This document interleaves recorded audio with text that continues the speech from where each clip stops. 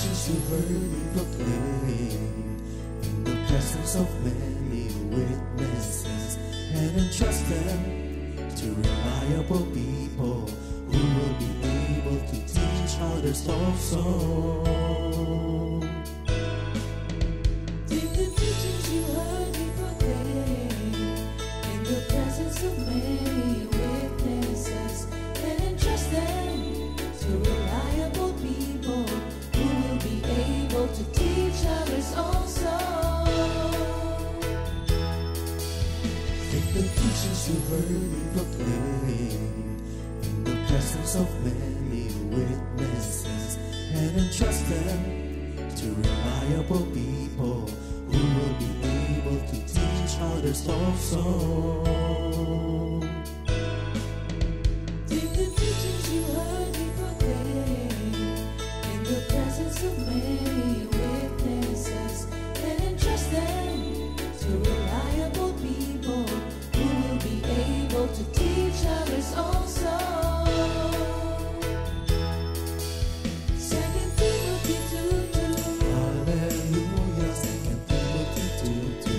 Praise the Lord. 2 Timothy 2:2. You and me, let us proclaim the gospel. 2 Timothy 2:2.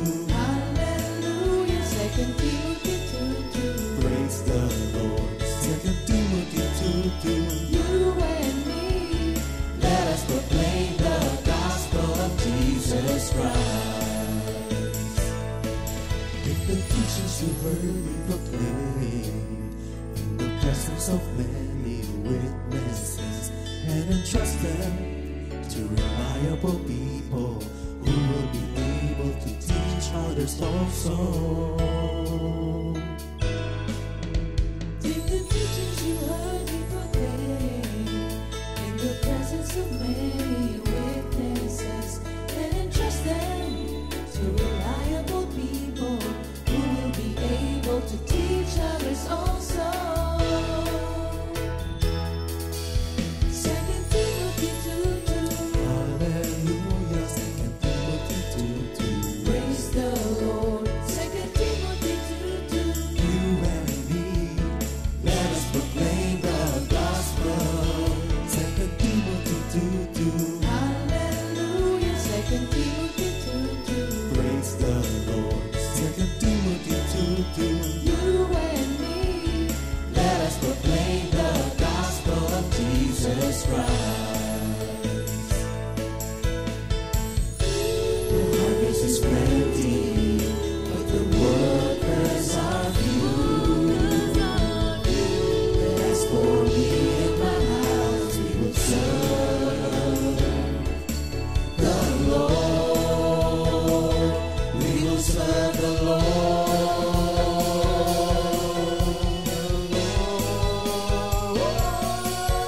2 Timothy 2:2. Hallelujah. 2 Timothy 2:2. Praise the Lord. 2 Timothy 2:2. You and me, let us proclaim the gospel. 2 Timothy 2:2. Hallelujah. 2 Timothy 2:2. Praise the Lord. 2 Timothy 2:2. You and me, Let us proclaim the gospel of Jesus Christ. 2 Timothy 2:2. Hallelujah. 2 Timothy 2:2. Praise the Lord. 2 Timothy 2:2. You and me, let us proclaim the gospel. 2 Timothy 2:2. Hallelujah. 2 Timothy 2:2. Praise the Lord. 2 Timothy 2:2. You and me, let us proclaim, live up His name, delighting the Lord for His goodness. Let us proclaim, live up His name, delighting the Lord for His goodness. Let us proclaim, live up His name, delighting the Lord for His goodness. And He's God.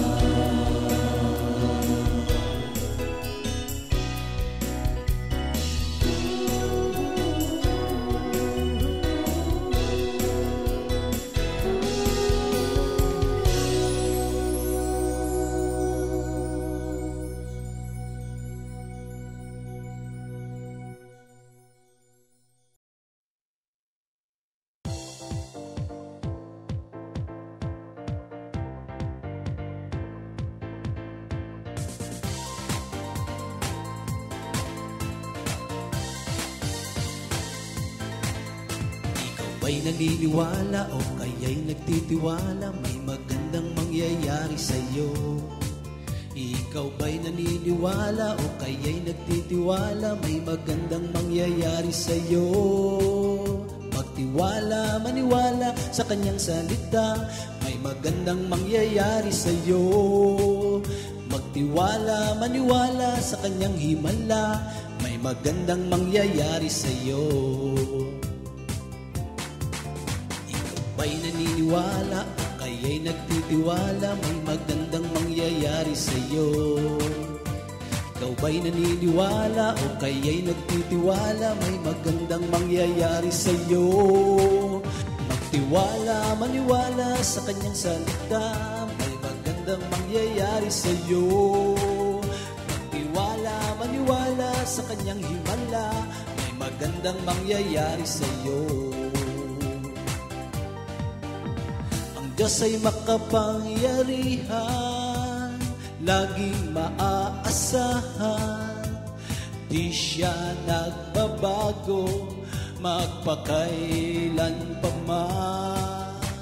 Ang Diyos ay makapangyarihan, laging maaasahan, di siya nagbabago, may magandang mangyayari sa'yo.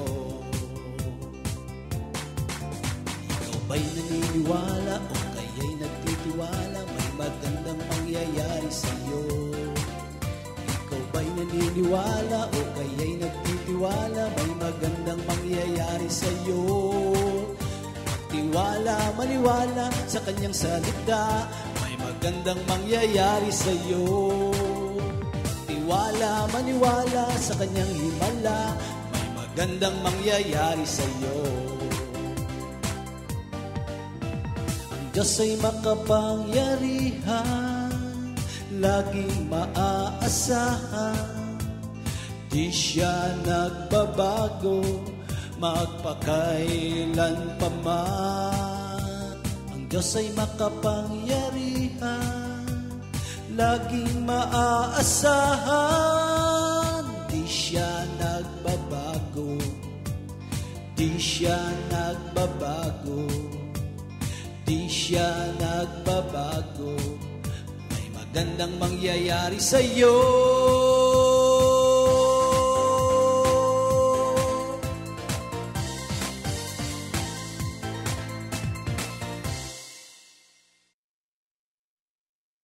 Good morning, magandang umaga po sa ating Panginoon at sa ating mga kapatiran na ngayon ay nandirito na, nag-aabang na, at nakahanda na upang muli tayo ay mag-aral ng banal na salita ng ating Panginoon. Maraming salamat, Lord, sa pag-gather mo sa amin muli ngayong umaga. Yes, Lord. Magandang umaga mga kapatid na sumusubaybay sa ating GMJ. Pagpalain kayo ng Diyos sa umagang ito. Basahin ko muna ang memory verse of the week, mga kapatid, sa Leviticus 26:4. Then I will give you rain in its season. The land shall yield its produce, and the trees of the field shall yield their fruit.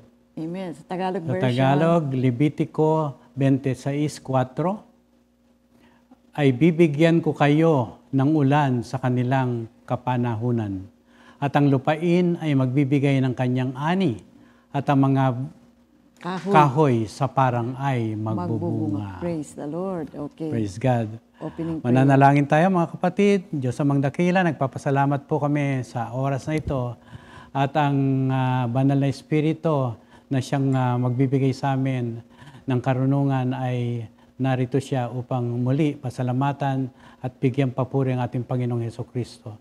Sa umagang ito, Lord, manguna ka sa amin at ang aming kawalan, ikaw ang kabuuan.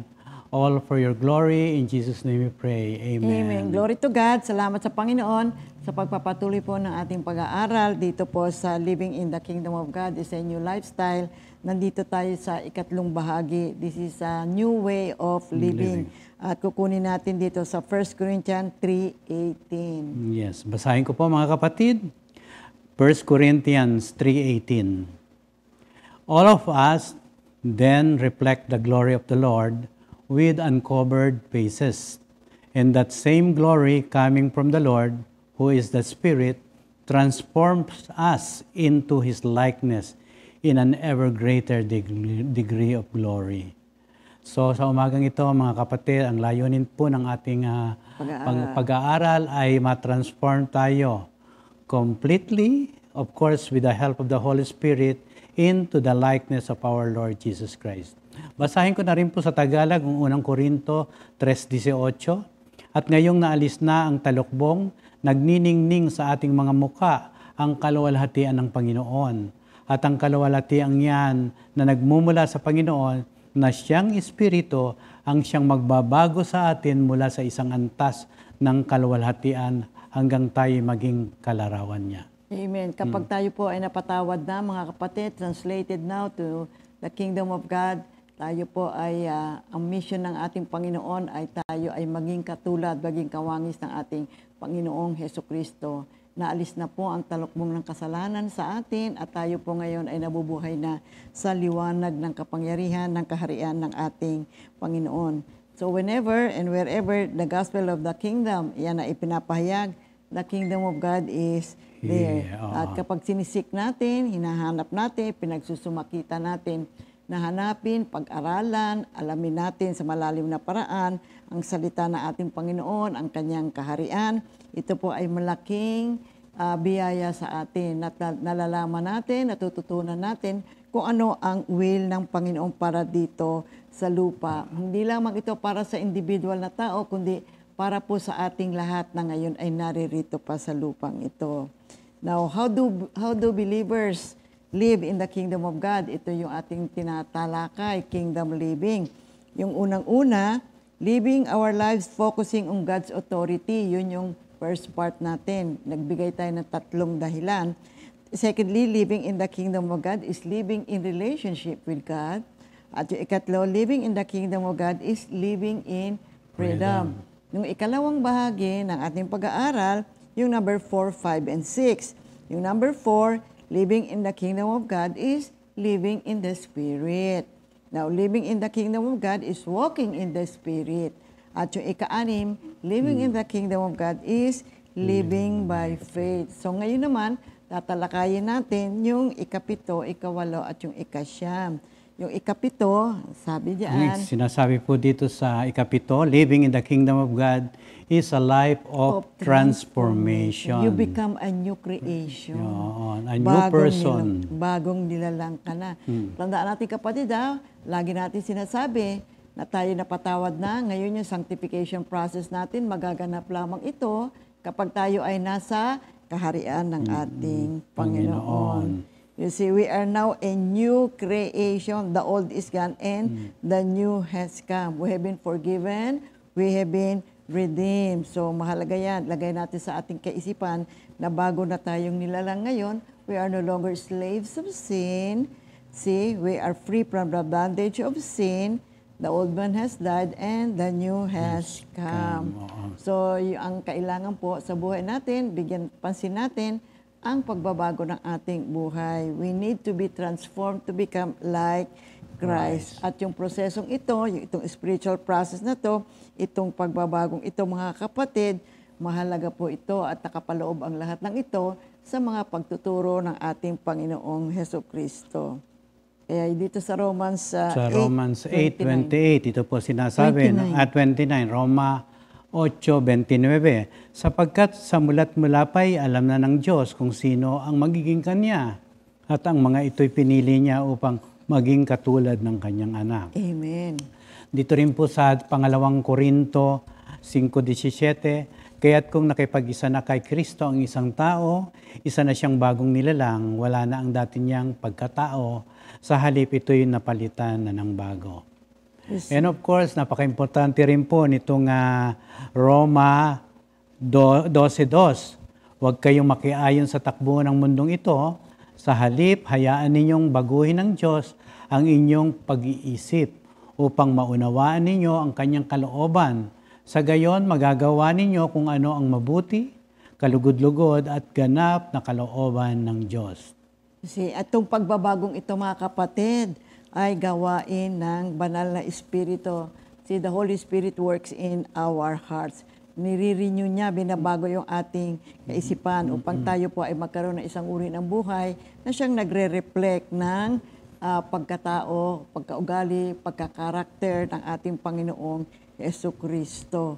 See, from a place of conformity to the world, ayan ang gawa natin nung araw.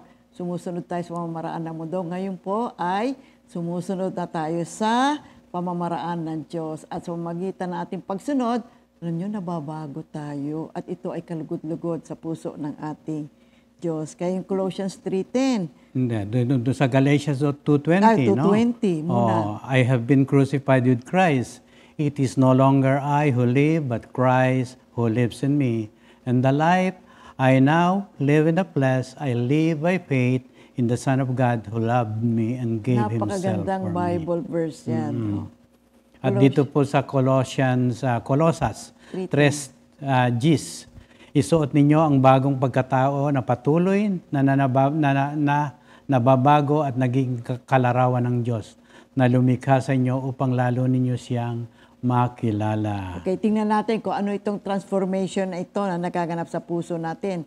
Ang unang-una, ang puso po natin, yan po ang the source ng ating transformation. Ang goal po ng Panginoon ay maging katulad tayo ni Kristo at yan po ay nagmumula sa ating puso. A transformed heart is essential for a changed life. We are called to be transformed by the renewing of our minds. Lalayo na tayo, iiwas tayo sa pamamaraan ng mundo. Ikalawa, ano ba ang role ng Diyos sa ating transformation? So, ang Diyos ang nag-i-initiate ng ating pagbabago sa pamamagitan ng pananampalataya sa ating Panginoong Hesukristo at kapangyarihan ng banal na Espiritu.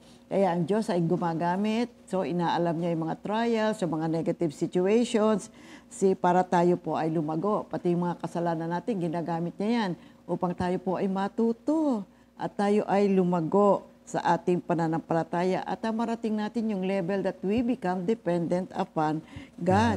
Kaya mahalaga yung prayer, yung community meeting natin, kasama natin yung ibang mga mananampalataya. We are together in the Bible study, in the prayer meeting, sa mga fellowships. Lahat po ito ay mga tools para po sa ating pagbabago. That's why we need to pray to the Lord. Manalangin tayo at sabihin natin, Lord, baguhin mo po ako, baguhin niyo po ang aking puso. We should be willing and we should be having a loving heart na ang gusto natin ay makasunod tayo sa panutunan ng ating Panginoon. And remember, only God has the power to change us. Diyos lamang ang may kapangyarihan na tayo ay baguhin. Kawikaan 21:1. Hawak ni Yahweh ang isip ng isang hari at naibabaling niya ito kung saan igawi.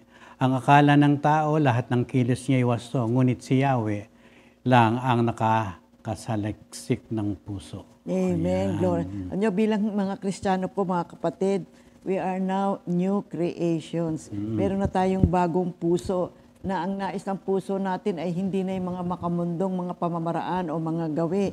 Bagkos, tayo po ay may bagong desire. Mayroon na tayong bagong buhay. So, meron tatlo rito nga important truths. No? Unang-una, Christians have new hearts. Ikalawa, Christians have new desires. Ikatlo, Christians have new life. New heart, new life, new desires. Talakayin natin yung tatlong yan. Ano ba ibig sabihin yan? Ano ba ang nakapaloob dito sa tatlong ito? So, unang-una, Christians have a new heart. Okay. Basahin natin itong Ezekiel 36 to 26 to 28. Bibigyan ko kayo ng bagong puso at bagong espiritu. Ang masuyawayin ninyong puso ay gagawin kong pusong masunurin. Bibigyan ko kayo ng aking espiritu upang makalakad kayo ayon sa aking mga tuntunin at masunod niyong mabuti ang aking mga utos. Ititira ko kayo sa lupaing ibinigay ko sa inyo, mga nuno, kayo ay magiging bayan ko at ako ang inyong Diyos. Amen. Yan ang pangako ng ating Panginoon na nangyari nung kapanahonan pa ng ating mga ninuno. At ngayon ay nangyayari pa rin sa atin, mga kapatid. No? And of course, pag nangako ang ating Panginoon, it comes with a blessing. Tuloy po natin sa 29 to 30 ng Ezekiel 36. Lilinisin ko ang lahat ng inyong karumihan, bibigyan ko kayo ng masaganang ani, at hindi na kayo daranas ng gutom. Pamumungahin kong mabuti ang inyong mga punong kahoy at pasasaganahin ang ani ng inyong bukirin upang hindi na kayo hamakin ng kapwa ninyo na inyong bansa dahil sa tagutom na inyong dinanas. Amen. Ang spiritual na pangunahing pagbabago ay nagmumula, of course, sa divine intervention, no? Hindi lamang sa ng pagsisikap ng tao. Spiritual na pagbabago, ang paniniwalang ito ay nagmumungkahi na ang tunay at pangmatagalang pagbabago, lalo na sa mga bagay ng pananampalataya at pagkatao, ay nagmumula sa isang mapagkukunan na higit sa kakayahan ng tao. At yan ay mula sa Diyos. Yes, of course. Okay. And transformation is a divine grace, mga kapatid. Many religious traditions emphasize the role of divine grace or God's unearned favor in facilitating transformation. Ano pa mga kapatid, ang unang bagay na ginagawa ng Diyos kapag iniligtas na tayo ay bigyan tayo ng pusong sensitibo sa kanyang espiritu at kayang hubugin ng kanyang salita. Dito ay sinasangalang-alang na sinasabi sa atin na ingatan ang ating puso dahil dito umaagos ang mga isyu ng buhay. Kawikaan 4:23. Sa sadaling ikaw at ako ay aminin sa ating bibig ang Panginoong Hesus at naniniwala sa ating puso na binuhay siya ng Diyos mula sa patay, tayo ay naligtas mula sa araw na iyon at tayo'y ginagawang bago, mga kapatid. We needed to be new. Kailangan po tayo maging bago, mga kapatid, sapagkat ang sinful living ay hindi po nakabubuti para sa buhay natin. Kaya a new heart, pag meron tayong bagong puso, kalakip nito ang kalayaan, freedom. Yan po ay isang magandang balita para po sa ating lahat na ang ating Panginoong Hesukristo ay namatay para sa atin at tayo ay magkaroon ng kaligtasan at tayo ngayon ay kanyang pinalaya. Kaya meron tayong mga key scriptures, di ba? Katulad yung 2 Corinthians 5:17, bago na tayo. Therefore, anyone who is joined to Christ, he is a new creation. The old is gone and the new has come. Kasi pinangako ng Diyos, merong nasa saad dito sa Jeremiah 24:7. I will give them a heart to know that I am the Lord, and they shall be my people, and I will be their God, for they shall return to me with their whole heart. Amen. Ang ganda naman. Ito naman pala ipangako ng Diyos, biyaya niya para sa ating lahat. Kaya yung Romans 6:1-4, what shall we say then? Sabi, are we to continue in sin that grace may abound? By no means. How can we who died to sin still live in it? Do you not know that all of us who have been baptized into Christ Jesus were baptized into his death?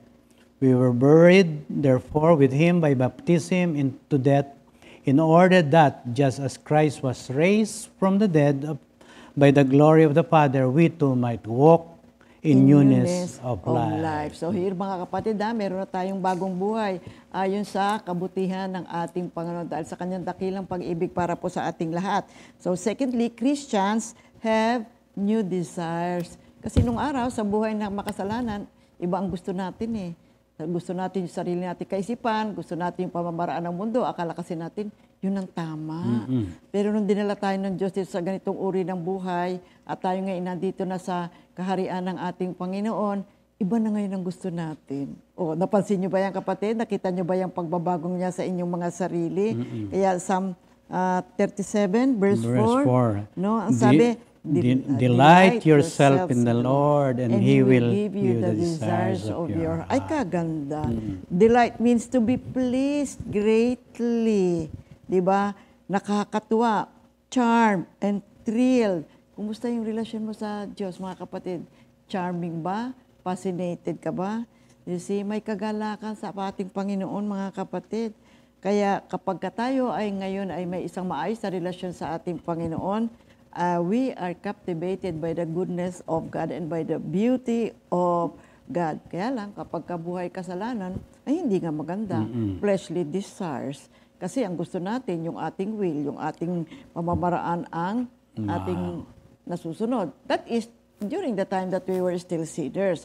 Pero ngayon, the deepest desire na ating lahat, na ngayon ay tayo ay bago na, is to please the Lord. Gusto natin, mabigyan natin ng kaluguran ng ating Panginoon. Wala na yung war sa ating puso, sa ating pagkatao, na ito ang gusto ko, ito ang gusto ng Panginoon, hindi ko alam kung anong gagawin ko. Ngayon, tayong mga Kristiyano, pinatawad na ng Panginoon, iba na ngayon ang ating desire. Gusto na natin pasayahin ang puso ng Diyos, gusto natin maglingkod sa Diyos, at kung ano ang ikasisiya niya, yun ang ginagawa natin. Diba? Kaya maski mahirap ang sitwasyon, basta sumunod tayo sa ating Panginoon, yan po ay nagbibigay ng kaluguran sa ating buhay. Kaya we are now walking with Jesus. Well, we used to be living in sin, but now we are dead to sin. This is a very beautiful reality sa buhay natin. Kaya Romans 6:10-11 says, The death he died to sin, once for all, but the life he lives to God. So you also must consider yourselves dead to sin and alive to God in Christ kaya Jesus. binayaran na ng ating Panginoong Hesukristo ang lahat ng ating mga kasalanan. No more na, no more. There is no more condemnation. Sabi nga ng Biblia. Sa ikatlo, Christians has a new life. Ay, salamat sa Panginoon. Maraming ang mga tao nagsasabi, ano ba ng klaseng buhay ito? Wala bang ibang klaseng buhay ito? Ganito na lang ba talaga? Ay, naku kapatid, merong bagong buhay na maganda, mas maayos, mas masaya. Yan ang buhay na nakaugnay sa ating Panginoon. And this is what we call a new life in relation with our Lord Jesus Christ.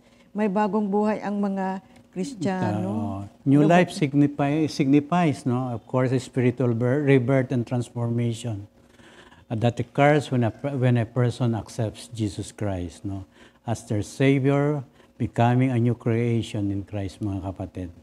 Ang bagong buhay na ito ay nailalarawan sa pamamagitan ng isang panibagong relasyon sa Diyos, kapatawaran ng mga kasalanan at isang pagtugon sa spiritual na paglago. Of course, kailangan mag-commit tayo sa kagustuhan ng ating Panginoon upang tayo lumago spiritually. At natalakay din natin last week yung walking in the Spirit. Walking in the Spirit. And what does it mean to walk in newness of life, mga kapatid?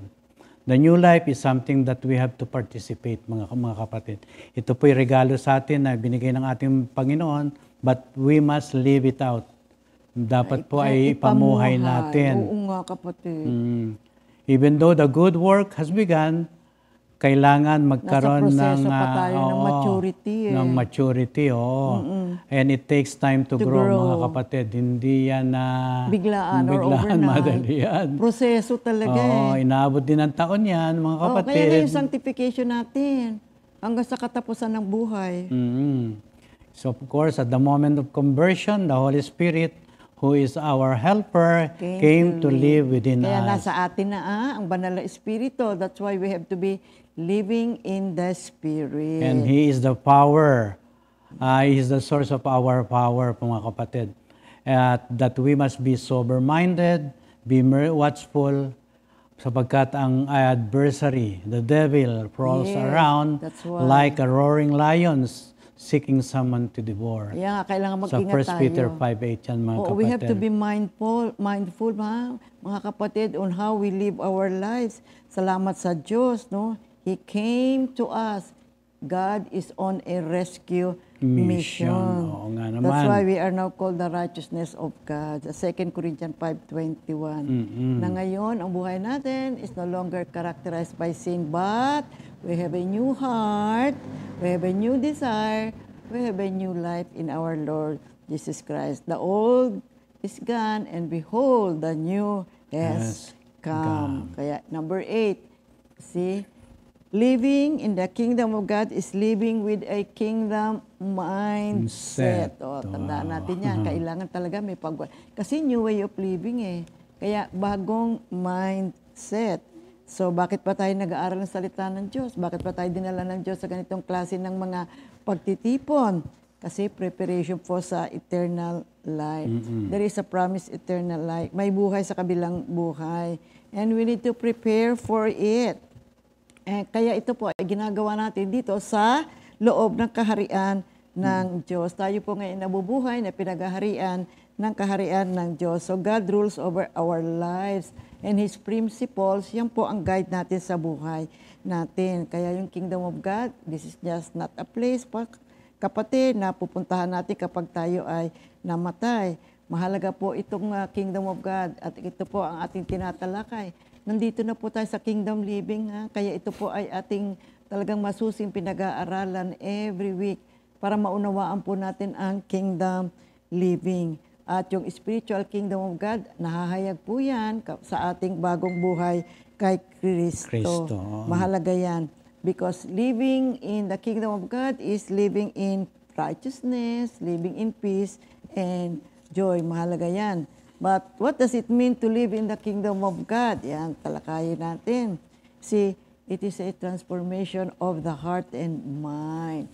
Mayroong pagbabago. Kapag tayo ay nandirito ngayon sa kaharian ng ating Panginoon, mababago tayo, kapatid. Kasi iba ang pagkatao, iba ang karakter, iba ugali nung tayo po ay sinful living. Pero ngayon, nandito na ngayon tayo, dito sa kaharian ng Diyos, kingdom living na tayo. Diba? Maliwanag na. From the darkness, nandito na ngayon tayo, nabubuhay na tayo sa liwanag. At ito yung liwanag, yung katotohanan. Kasi nung araw, akala natin, tama na yung ginagawa natin, tama yung pangangatwira natin. Pero nung nag-aral tayo, nagsalita ng Diyos, ay, praise the Lord talaga. Ay, mali pala yung mga ginagawa natin nung araw. Ngayon, alam na natin. Hindi ka ba natutuwa, ano? I mean, pag nag-iisip ka ngayon, nag-iisip ka ngayon, ay, iniisip, tama ba to? Lord, ganito mga gawin ko, tama ba yung gagawin ko?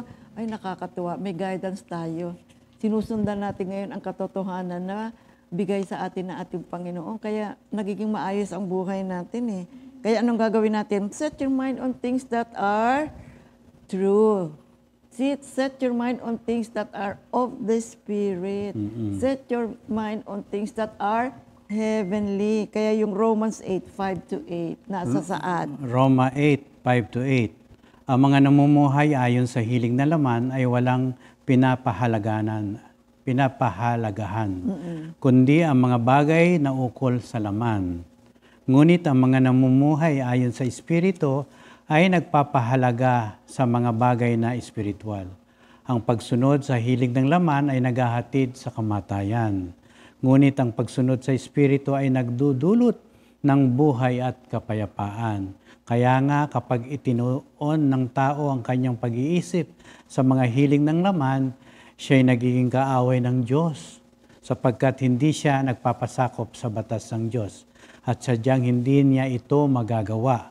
At ang nabubuhay ayon sa hiling ng laman ay hindi maaaring kalugdan ng Diyos. Okay, take note yung emphasis ni Apostle Paul ay nasa verse 5. Yung ang mga namumuhay. Ayon sa hiling ng laman ay walang pinapahalagahan kundi ang mga bagay na ukol sa laman. Ngunit ang mga namumuhay ayon sa Espiritu ay nagpapahalaga sa mga bagay na espiritual. So ito maliwanag mga kapatid nakita natin yung difference. So ano ba ibig sabihin? Expound nga natin kung ano ibig sabihin itong kingdom mindset. So a kingdom mindset is a way of thinking and living that is centered on God's kingdom. Doon sa mga values, yung purpose ng kaharian ng ating Panginoon. Nakapaloob dito ng ating buhay ngayon, ang tinatanaw natin, ang mindset natin ay hindi na ayon sa mundo, kundi ayon sa panuntunan ng ating Panginoon.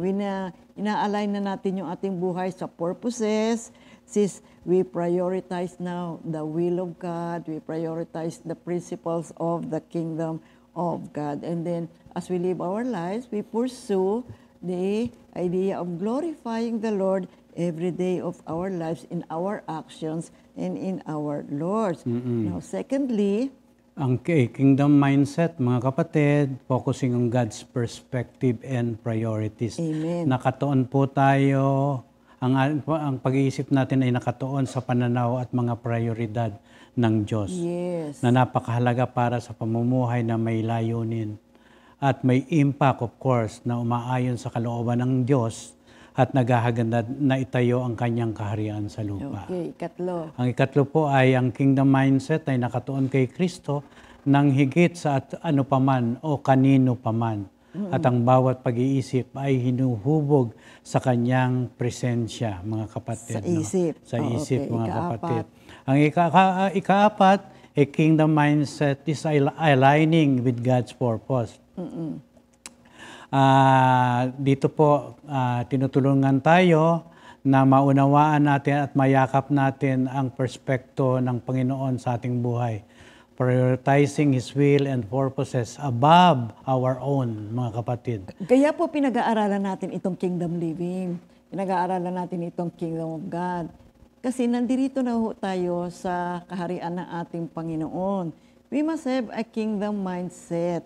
Kaya kailangan malaman natin ano ba ang nakapaloob sa kaharian ng Diyos. Ano ba ang kaisipan ng Diyos? Ano ba ang kanyang nais? Ano ang kanyang will? Ano ang kanyang priority? See, makikita natin, malalaman. Kaya mahalaga ho itong pag-aaral na ito, mga kapatid. Kaya sundan ninyo ito, no? Ito po ay makatutulong ng malaki sa ating buhay ngayon, na ngayon tayo po ay nakapaloob na sa kaharian ng ating Panginoon. Ikalima, a kingdom mindset is living a life of purpose and impact. May purpose na ngayon ang buhay natin. You know, sinful living, sige-sige lang eh. O, sige, kung meron ngayon, sige. O, bukas, bahala na bukas. Ano mangyayari? Hindi, basta kung ano dumating bukas, gano'n na lang. Hindi, alam niyo po, living in a relationship with God, you know, it gives us a divine purpose in our daily living. Pagising natin sa umaga, alam niyo, mayroong halaga ang ating buhay. Nakikita natin, ano ba ang gagawin ko ngayon? Ako ba'y makapagbibigay ng luwalhati sa ating Panginoon? You know, we have a divine purpose. Actually, hindi lang po tayo nandirito sa lupa just to do whatever we want to do. You see, we are here for a divine purpose of God. Meron ho siyang will, meron siyang plano. Kaya ngayon dinala niya tayo dito sa kaharian ng ating Panginoon, kailangan alamin natin. Yan po ang purpose natin kung bakit ho natin ito pinag-aaralan. Kasi kingdom living na ho tayo ngayon mga kapatid. And we need to use or we need to access the grace of God. Binigay yan sa atin gamitin natin yung grasya na yan. At yung ating maliwanag na pagharap sa ating Panginoon, na pag tumawag tayo kay Lord, palagi niya tayong palaging pinakikinggan. Yan po ay isang malaking biyaya para sa ating lahat. At ang Diyos ay kumikilo sa ating buhay. Kaya yung purpose na yan, mahalaga yan Yung maraming tao, ang kanilang buhay, they're still asking, ano ang aking dahilan? Ba't ako nandito ako sa lupa? Ano ang dapat kong gawin? Ano ba ang goal ko sa buhay ko? But but when we are in a relationship with God, this becomes clear. Araw-araw, alam mo na kung anong gagawin mo, kapatid. Magiging maliwanag sa iyo. Bakit ka nandito sa lupa? Magiging maliwanag sa atin, ano ba ang purpose ng Diyos? Ano ba ang will ng Diyos? Ano ba ang gusto niyang gawin natin? Tayong lahat, kapatid, bawat isa sa atin, meron tayong purpose sa buhay. We are players in this wisdom, in this will of God. Kaya mabuti alamin natin, kaya pinag-aaralan natin yan. Ika-anim, kingdom mindset is overcoming self-centeredness. Kasi tayo, nakatingin lang tayo sa sarili natin Kaya nga napakabiyaya po natin, mga kapatid, tayong binigyan ng pagkakataon na mag-aral ang salita ng Diyos. Ito po ay malaking biyaya. Ang sinful living kasi is nakatingin ka sa sarili. Ako masusunod, ito ang gusto ko, ito ang bala ko, ito mangyayari sa akin. Hindi natin inaalintana na mayroong Diyos na siyang lumikha sa atin. Hindi natin iniisip na mayroong Diyos na nagmamahal sa atin na ang nais ay sa ikabubuti nating lahat. Pero kapag tayo po ay, ang mindset natin ay nakasenter tayo sa kaharian ng Panginoon, nakasenter tayo kay Lord, we fix our eyes on our Lord Jesus Christ, umawala yung self-centeredness Si Jesus Christ na ngayon ang nakaupo at nakasentro sa buhay natin. Kaya tinutulungan tayo ni Lord Yes, sa pamamagitan ng banal na Espiritu na palagi pong gumagawa ng paraan ng kaaway upang tayo po ay silain at guluhin ang buhay natin. Pero kapag tayo po ay maayos sa relasyon natin, nananampalataya tayo sa ating Panginoon, kay ganda ng buhay. Ikapito. Ikapito, mga kapatid, kingdom mindset is experiencing God's presence and power. Yes, amen. Napakainam yan. Kaya mga kapatid, when we embrace a kingdom mindset, we are actively seeking God's presence and power. Bakit kanyo mga kapatid? When we seek God's presence and power in our lives, we allow Him to work through us and empower us to live a life of impact. Mayroong impact, mayroon itong lakas na nakaakibat kapag sinisik natin ang presensya at kapangyarihan ng ating Panginoon. Ang mindset natin ay nagpo-foster ng deeper relationship with God. And as we learn to trust Him in His guidance and to rely on His strength. By prioritizing God's kingdom, binubuksan po natin ang sarili natin upang ma-experience natin ang kanyang presensya at kapangyarihan in a profound way, mga kapatid. Amen. Okay. At ang pangwalo, mga kapatid, kingdom mindset is living a life of joy and fulfillment. Wow, may kagalakan at Fulfilled ka. katuparan, no? Of course, no? Maraming mga alam niyo, marami tayong gusto, marami tayong desires, marami tayong mga binabalak. Pero napakaganda ng tayo po ay may relasyon sa ating Panginoon at nabubuhay sa loob ng kaharian ng Diyos. May fulfillment. Habang tayo aktibong nakikilahok sa plano ng Diyos Amen. para sa ating buhay, umahantong ang itong buhay na ito sa isang kagalakan at katuparan na masasabi nating fulfilled life, mga kapatid. So sa pamamagitan ng pamumuhay na may layunin at impact or epekto, masusumpungan natin ang tunay na kasiyahan at kahulugan nito. Sa halip na habulin ng mga panandiliang kasiyahan at ambisyon. Amen. So ang pag-iisip ng kaharian ng Diyos ay tumutulong sa atin na magkaroon ng kagalakan upang makapaglingkod sa Kanya at mapaglingkuran ng ating kapwa. At dahil ito'y gumagawa ng pagbabago sa mundo na ating ginagalawan, mga kapatid. Okay, ikasyam. Ang ikasyam, mga kapatid, a kingdom mindset is a way of seeing the world through the eyes of the God and living your life in accordance with His will. It is about putting God first and seeking His glory in all that we say and do. Kaya ngayon yung mga taong unconverted, they are concerned with the things of the flesh. Amen. Ino-obey po nila yung mga impulses. Yung mga gusto ng mga desires ng flesh. Yung para mag-gratify ang kanilang desires. At dahil dito'y ang kanilang fallen nature ay patuloy na bumabagsak. And conversely, kapag tayo ay living in the Spirit, according to the Spirit, yung mga bagay na eternal ay yun na isinasa sa isip natin. We are occupied with God's perspective and God's program for our lives. Kaya itong kingdom mindset ay tumutulong sa atin na maiba ang ating mundo, mga kapatid. Kapag itong kingdom mindset ay nasa atin, na-motivate tayo ng pagmamahal, na of course galing sa ating Panginoon, at ang pagmamahal na yan na galing sa ating Panginoon ay nabibigyan natin ng kahalagan ito sa ating kapwa, mga kapatid. And also, we are being empowered by the Holy Spirit to live a life that is pleasing to God. Okay, number 10. See, yung kingdom mindset, it doesn't avoid life. Alam niyo, maraming mga tao, andito sa kanilang buhay, pero umiiwas sila sa buhay. Kaya magulo eh. Nagugulumihan na sila sa buhay. I don't like this kind of life. Ayoko dito. Masama ang loob lang. Marami silang mga negative, mga thinking. Pero alam nyo, kapag kingdom mindset tayo, malakas ang loob natin. We become overcomers. Pagkat alam natin na ang buhay na ipinamumuhay natin ngayon, tayo ay pinangungunahan ng banal na espiritu, pinangungunahan tayo ng mga principles ng kaharian ng Panginoon. At ang lahat ng ito ay para sa ating ikabubuti. If we have a kingdom mindset, So we don't neglect our responsibilities. Nagiging responsible people tayo. Kasi nauunawaan natin ang pagkilos ng Diyos sa buhay natin. Every day of our lives, we talk to God, we talk to Jesus. Guide me, O Lord. We pray unto God. Lord, Ikaw ang manguna sa buhay ko, Panginoon. So we integrate Jesus Christ in everything that we do, every day of our lives.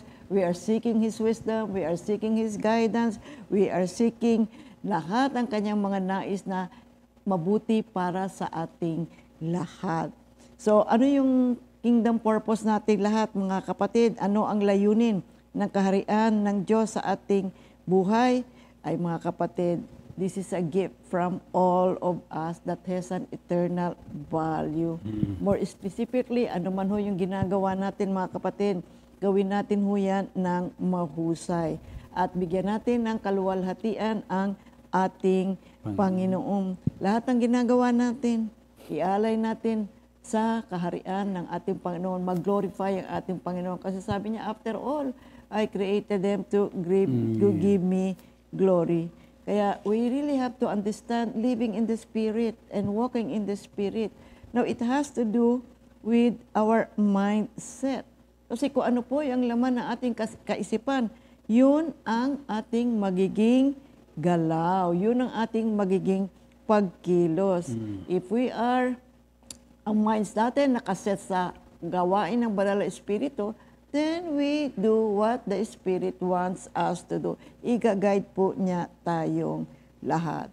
Kaya lang, kapag sinunod natin nga yung ating sarili, ay negative ang mga magiging resulta. Kaya maraming mga tao, magulo ang kanilang kabuhayan. Kasi yung mga fleshly minds, ayaw yan sumunod sa pamamaraan ng ating Panginoon. Kaya ano ang nangyayari? There are two different mentalities sa buhay ng tao.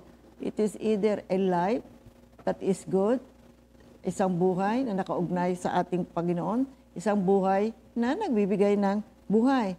Or anong gusto nating piliin? Isang buhay that leads to death, hindi tama yun. Ang dapat, mamuhay tayo, ang mindset natin ay sa ikabubuti nating buhay, mabigyan natin ng kaluwalhatian ang ating Panginoon. The Bible says, choose life. Kailangan mamili tayo sa buhay nating mga kapatid. Piliin natin ang makapagbibigay sa atin ng buhay. But how do you experience the kingdom of God in your everyday life? Paano nga ba? Paano mo mararanasan ang kaharian ng Diyos sa iyong pang-araw-araw na buhay? Okay. Kaya paano tayo nabubuhay sa kaharian ng Diyos sa bawat araw, mga kapatid? Kailangan nating paalalahanan ng ating mga sarili na ang Diyos ay naghahari. Siya ang hari. He is in full control. Kung siya ang hari sa makatuwid, siya ang mamumuno at magkakaroon ng authority na gumawa ng mga desisyon o kontrolin ang isang sitwasyon. Kaya kailangan nating maging masunurin sa kanyang mga utos at hangaring sundin ang kanyang kalooban para sa ating buhay. Kaya nga, how do you live in the kingdom of God? We have to recognize and focus on the authority of God. So, ang isang bagay na ma-experience natin living in the kingdom of God is living a life of community. Yes. Yan. A How fellowship. do you live a life in the kingdom of God? Remember, living in the kingdom of God is living a life of community. When we speak of community, it is a fellowship of love and good works, mga kapatid. Yan, no? Basahin natin itong Pilipos 2:1-4. Hindi ba't masigla kayo dahil na kay Kristo kayo? Hindi ba't masaya kayo dahil alam niyong mahal na niya kayo? Hindi ba't may mabuti kayong pagsasamahan dahil sa banal na Espiritu? At hindi ba't may malasakit at pag-unawa kayo sa isa't isa? Kung ganoon, nakikiusap ako na lubusin na ninyo ang kagalakan ko. Magkasundo kayo at magmahalan at magkaisa sa isip at layunin. Huwag kayong gumawa ng anumang bagay dahil sa makasariling hangarin o sa paghahangad na maitaas ang sarili. Sa halip, magpakumbaba kayo sa isa't isa at ituring na mas mabuti ang iba kaysa sa inyo. Huwag lang ang sarili niyong kapakanan ang isipin niyo, kundi ang kapakanan din ng iba. Okay. So, ang pamumuhay sa kaharian ng Diyos bilang konsepto o pagkakaintindi ay binibigyan diin ng isang buhay ng komunidad, living in a life of community. Kung saan ang mga mananampalataya ay namumuhay ng malapit sa isa't isa. Ibig sabihin, nagkakaroon ng pagsasama-sama. paghihikayat, pagsusuporta sa isa't isa. At of course, pagpapakita ng pag-ibig ng Diyos. Pagtutulungan upang isulong ang kanyang kaharian at ang buhay sa kaharian ng Diyos ay hindi pagiging soloista, mga kapatid. Kingdom community ay intention ng Diyos para po sa lahat ng mga Kristiyano. We have to live in a relationship with God and with one another. So, ang gusto ng Panginoon, include mo lahat ng tao, anywhere in the world, sama-sama ang lahat. No, ito po ang panalangin natin. Marami pang mga kaluluwa nasa labas ng kawan, ano man ang iyong kulay, ano man ang iyong nasyon, so ano man ang iyong kalalagayan, magkasama-sama ang lahat na may pananampalataya sa ating Panginoong Heso Kristo. Diba? Pahayag 7:9-10. Meron dito nakalagay. Pahayag 7:9-10. Pagkatapos nito, nakita ko ang napakaraming tao na hindi mabilang sa dami. Nagmula sila sa lahat ng bansa, angkan, lahi at wika. Amen. Nakatayo sila sa harap ng trono at ng tupa. Silang lahat ay nakadamit ng puti at may mga hawak na palaspas. Sumisigaw sila ng malakas. Purihin ang Diyos na nakaupo sa trono at purihin din ang tupa dahil iniligtas nila kami sa kaparusahan. Yan ang intention ng ating Panginoon. Maraming mga tao saan mang lugar, saan mang bansa, magkasama-sama to form the body of Christ. That's why the body of Christ is made up of many members united in faith. See, sa ating Panginoong Heso Kristo. And they are gifted in order to serve the Lord. Kaya, living in the kingdom community requires both a commitment to biblical principles and adherence sa certain behaviors na ibinibigay ng ating Panginoon, na itinuturo sa atin ng ating Panginoon. We are going to embrace a new standard way of living. And that is the way of the kingdom of God. May sarili pong guidelines, may sarili pamamaraan ang kaharian ng Diyos na mabuti nating alamin, ating i-meditate, at higit sa lahat, ating sundin upang tayo po ay makaiwas sa mga pamamaraan ng kasalanan at ng mundo. So, members living together, may interaction, may pag-uusap, may paggalang sa bawat isa. And all of this, the purpose is for us to mature, to reach towards maturity and growth for each and every member. So, meron ditong honor, pagrespeto, karangalan, nakapaloob din ho yan dyan sa kaharian ng ating Panginoon. Jesus calls us. Jesus calls us na maging marangal tayo. No, ibig sabihin, tinatawag tayo ni Kristo na parangalan ang iba kaysa ibang tao. At maging marangal din ang ating buhay. Sa kanila. No? Dito, ipinapahiwatig na ang karangalan ay kinikilala na napakahalaga sa ating buhay bilang isang individual na inilalarawan ang Diyos. At tinatrato natin sila ng naaayon din sa Diyos. Ang karangalang ito, honor nito ay makikita sa paraan ng ating pagsasalita, gayon din sa paraan ng pagtingin natin sa isa't isa at pagtrato sa isa't isa. So dito parangal. So we honor one another. Pangalawa, meron ditong prayer. Being in the kingdom of God, ang bawat believer may prayer life. Kasi believers living together commit themselves to praying. Marami tayong dapat ipagdasal, mga kapatid. Pag-pray natin ang maraming mga pangangailangan ng mga tao. Diba, sa 2 Timothy 2 nga, sabi, pray for all peoples. Sa buong mundo, maraming mga may sakit, maraming pangangailangan. Naku, napakarami, kapatid. That's why God brings us all together into one community. at tayong lahat ay magkaisa. You see, we join our faith together, corporate prayer tayo, pagdasal natin, manalangin tayo. Sabi ng Panginoon, call to me and I will answer thee and I will tell thee wonderful and marvelous things that you know nothing about. And then the Lord said, ask and you will receive, seek and you will find, knock and the door shall be opened unto you. Diba? Sabi pa nga ng Panginoon, until now, you have not asked for anything for yourself. Sabi niya, ask so that your happiness may become complete. Oo. Well, another trait na meron dito is Empathize, no? empathy. Empathy o makiramay, no? Makiramay upang maintindihan ang nararamdaman ng ibang tao. And of course, ang kakayahang mag-isip tungkol sa karanasan ng isang tao mula sa kanilang pananaw ay kadalasang nagtutulak din sa atin na makibahagi sa pagdarusa ng iba. Amen. Kahit na ang kanilang karanasan ay hindi natin sarili. Ibig sabihin, nakikiramay tayo kung ano ang nararamdaman nila. Of course, nagkakaroon tayo ng prayer life para sa kanila. At ang empatya, ang makiramay sa kanya ay hindi pagpaparaya o kahit hindi po ito pagpapatibay ng idea na mali ka yata doon, tama ako, hindi mga kapatid. Ito po ay pagpapakumbaba at pakikiramay upang bumuo ng isang mainam na relasyon. Okay. Yun ang intention ng ating Panginoon. You know, living a life in a community, alam niyo, we learn something. We learn a lot. We learn from one another. We learn from the Lord, you see. Marami tayong natututunan, you know. Kaya pagka magkakasama tayo, sharing period, di ba, para nakikipag-usap tayo sa ating kapwa, marami tayong natututunan because each and every one of us has different experiences.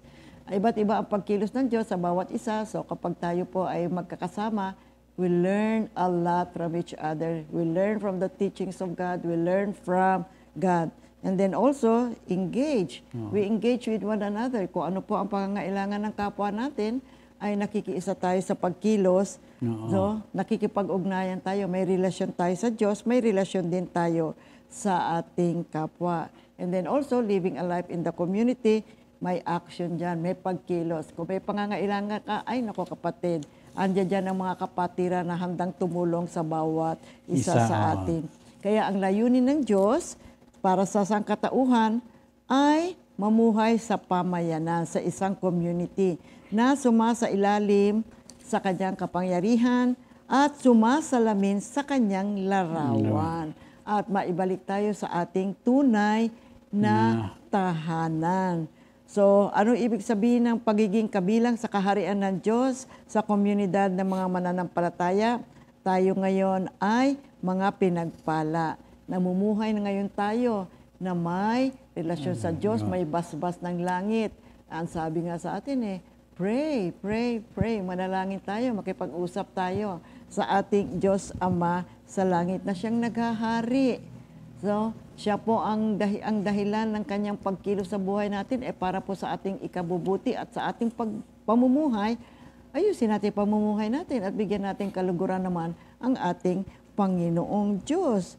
So, biblical community is doing life together with other Christians that reflects the love of God. You see, the world is watching.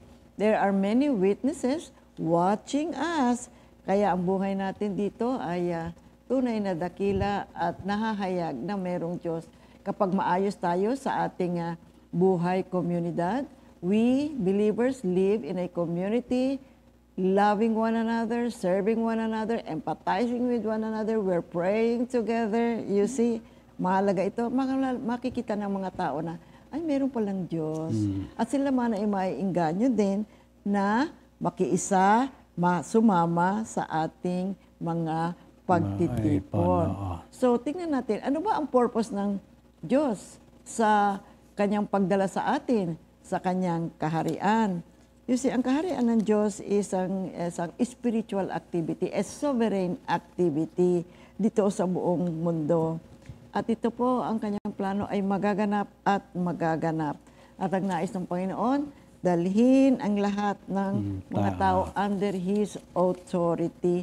na ang lahat ng tao ay makabalik sa Kanya because sin separates us from the presence of God. Kaya ang nais ng Panginoon, lahat tayo ay makabalik sa Kanyang kaharian. After all, we are the children of God.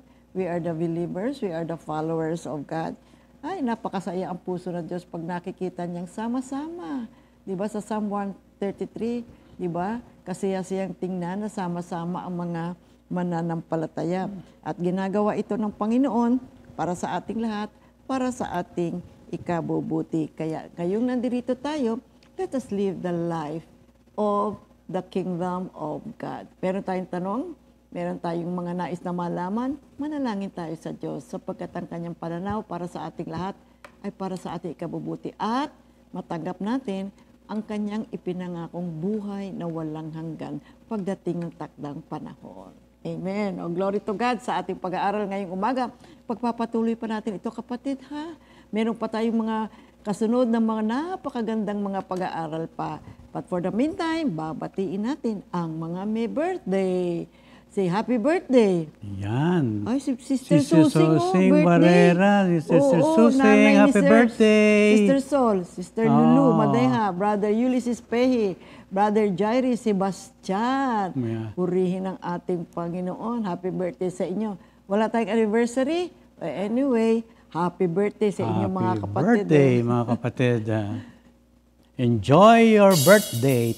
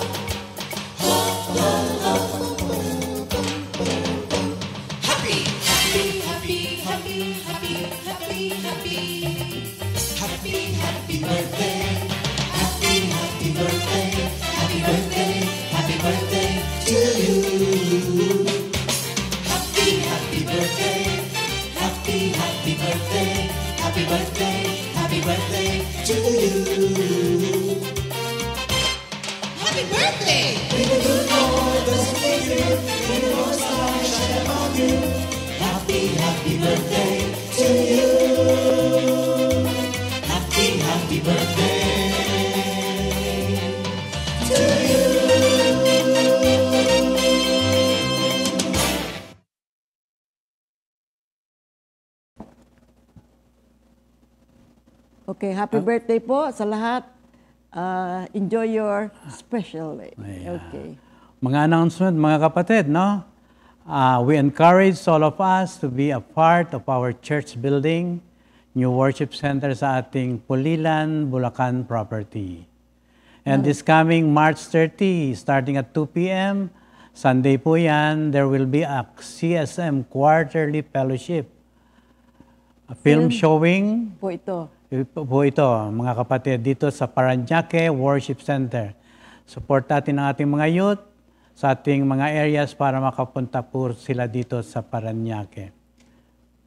Invited po ang lahat. Nadalawin natin ang ating mga YouTube channels na Compi Media. May mga bagong playlist po tayo doon. Mostly mga songs po natin mula pa noong panahon ng ating Sister Mami Ligaya hanggang sa mga GMJ new songs natin. Napakaganda niya. Napakaganda niya. Yeah. Oo, kapatid. Glory to God. Marami pong salamat. And we have a repeat new song of the week, Jeremiah 29, verse 11, composed by Sister Sara Abanilla at inayos ni Brother Alan Cabral. To all and everyone, God bless.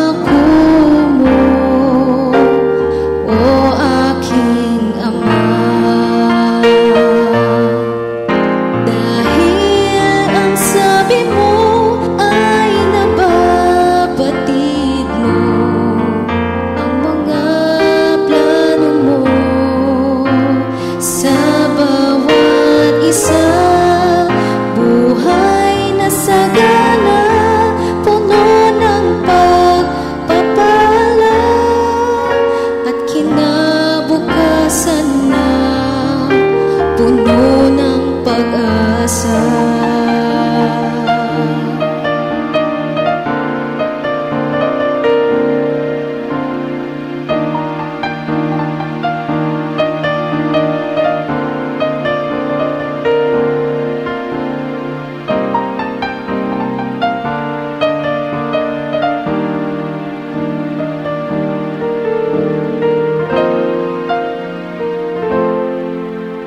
Ikaw ang aking Diyos,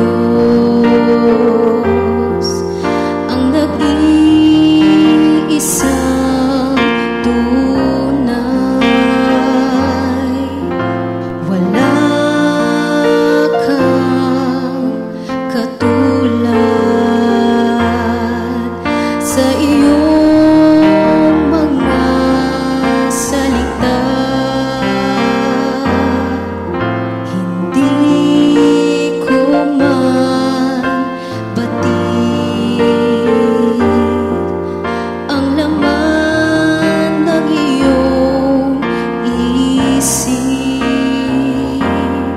Alam kong ika'y tapat sa pangako mo, o aking Ama. Dahil ang sabi mo ay nababatid mo ang mga plano mo sa bawat isa.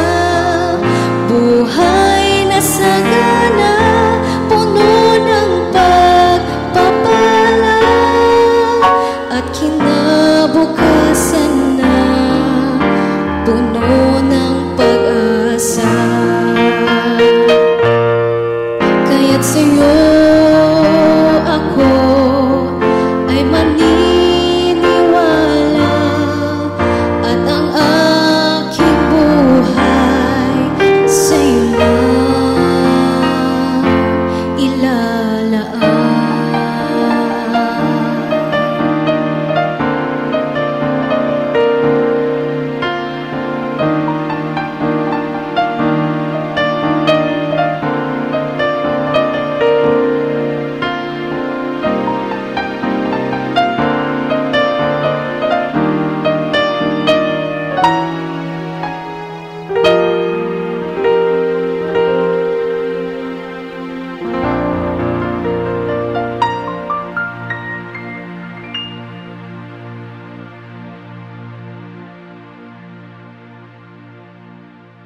Second Timothy 2:2. Hallelujah. Second Timothy 2:2. Praise the Lord. Second Timothy 2:2. You and me, let us proclaim the gospel. Second Timothy 2:2. Hallelujah. Second Timothy 2:2. Praise the Lord. Second Timothy 2:2. You and me, let us proclaim the gospel.